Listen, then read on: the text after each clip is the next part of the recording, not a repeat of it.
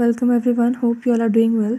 In this video, I will show how to take screenshot without buttons on Samsung Galaxy M06.